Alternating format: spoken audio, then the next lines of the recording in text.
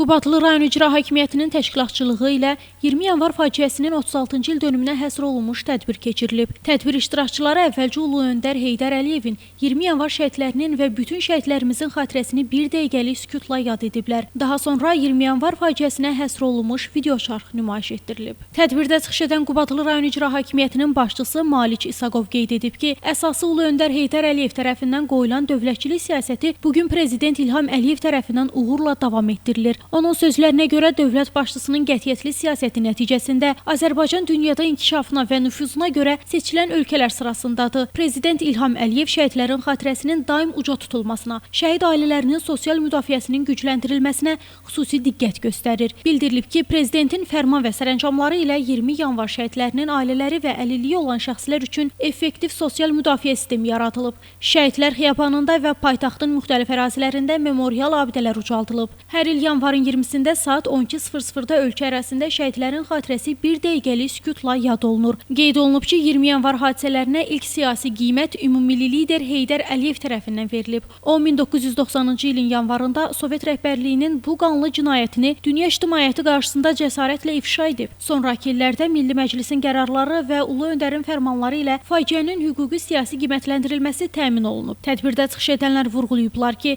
20 yanvar hadisələri Azərbaycan xalqının müstəqillik əzmini qıra bilməyib, əksinə xalqı daha da birləşdirib.